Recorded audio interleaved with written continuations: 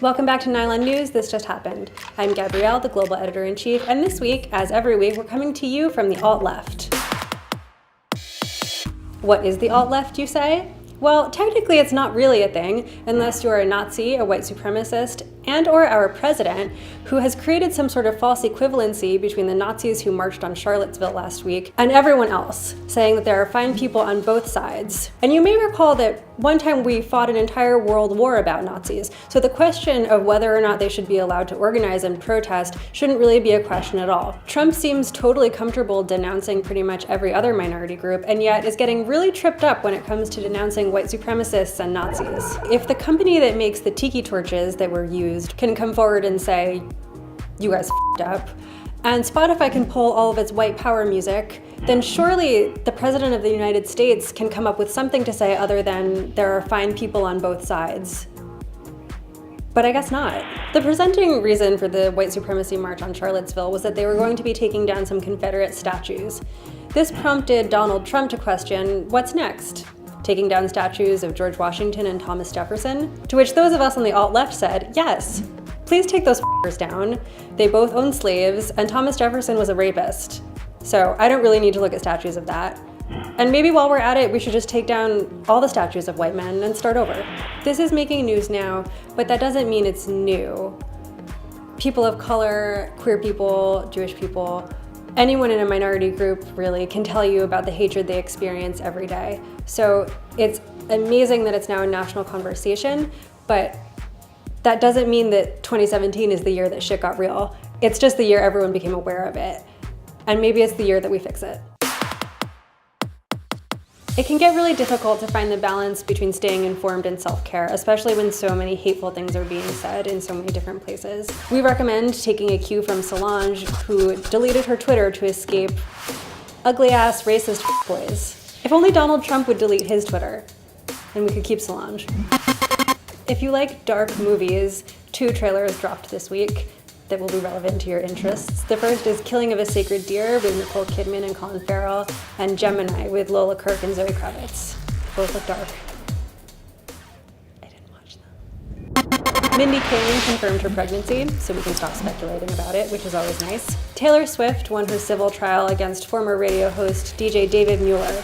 She won $1 in damages, which has a huge symbolic value, and she said that moving forward she'll be donating money to other victims of sexual assault.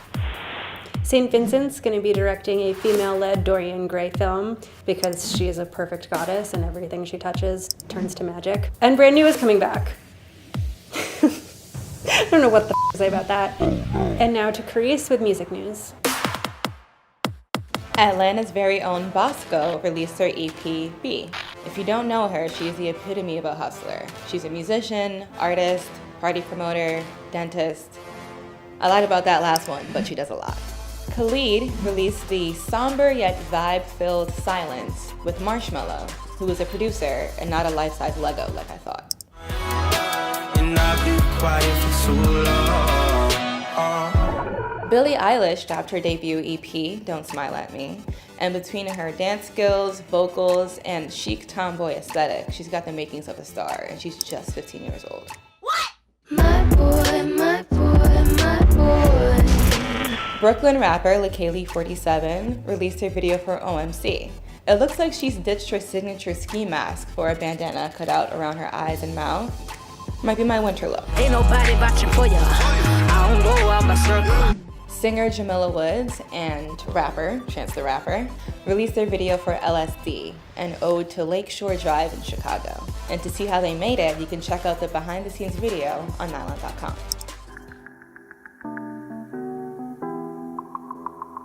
And finally, I got to hang out with the legend Tori Amos to talk about her upcoming album, Native Invader. You are about to release your 15th album. What can you tell me a bit about Native Invader and what we can expect? The record, I guess, started, the seeds were planted when I took another road trip. I do love a road trip. I mean, I am a road dog, guilty. We were able to sit with nature for many, many days. We got lost. And I asked nature, I said, come and invade, please, and co-create, and just play me. What revelations have you come to about yourself as a creator? So it's made me really understand the power of our words and how they can be weapons, as we see. Do you think they could be used as weapons for good? Honey, militia of the mind. Step up. Right, hashtag militia of the mind. Yes. What would you say is probably the greatest lesson that you've learned? Success is seductive, and it can be very dangerous. I need to look in the mirror with everything I'm doing and ask the question, why am I doing this? What is my intention? And to write things that I feel I believe in. Everybody at home, make sure to keep an eye out for Tori Amos's upcoming 15th album, Native Invader, out September 8th. Thanks so much for joining us. Bye. Up next, we send Hayden out of the office and into the wild wilderness of Soho to find the best street style. Hi, I'm the fidget spinning novice your mother loves to love, Hayden, and I'm out here in Soho, in New York, fidget spinning, and also looking for street style. It's not as glamorous as it sounds, but it's New York.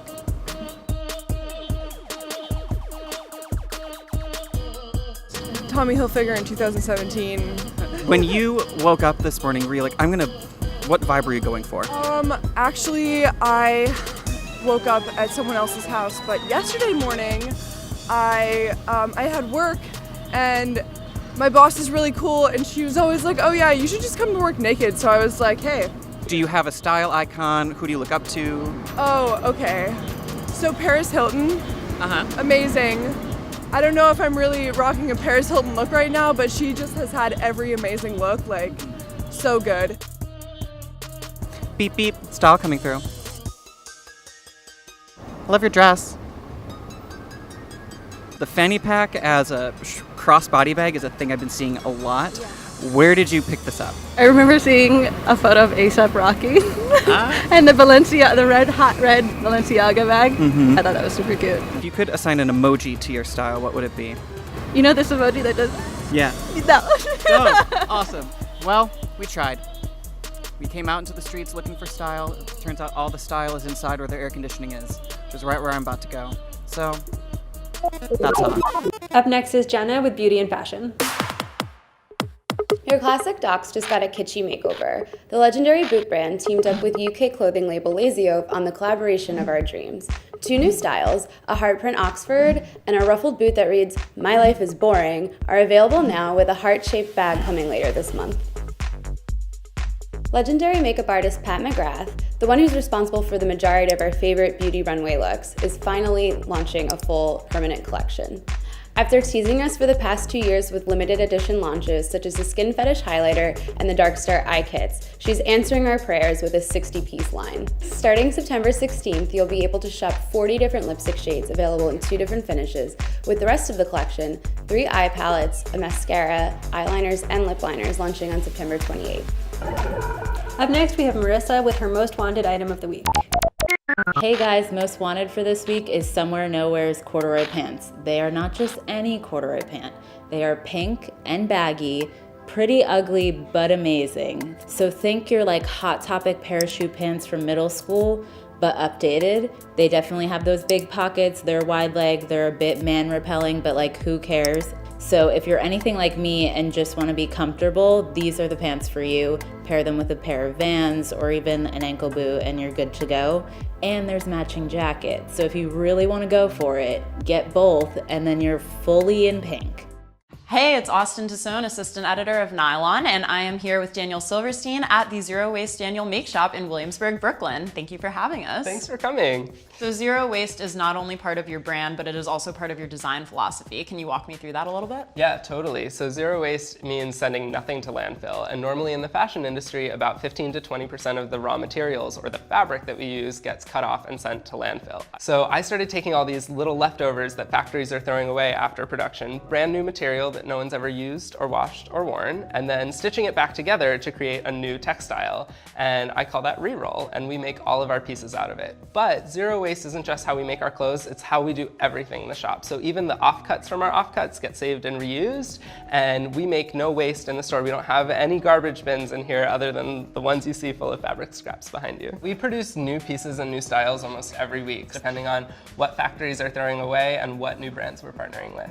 So this wall has all of our styles that you can base any design off of. So if you come into the make shop, you can customize your own with fabric, color, size, and you can also pick out any of our custom mosaics. So basically on any given day, we have a couple of ZWD team members in here, and they are re-rolling fabric into new materials, cutting out our original designs, and producing for our store, for online orders, and for custom orders that come in every day. People talk a lot about transparency in fashion, and we want everyone to know transparently, we pay a fair wage, we're made right here in New York, and we're made authentically out of scrap material. And if you don't believe us, you can see it with your own eyes.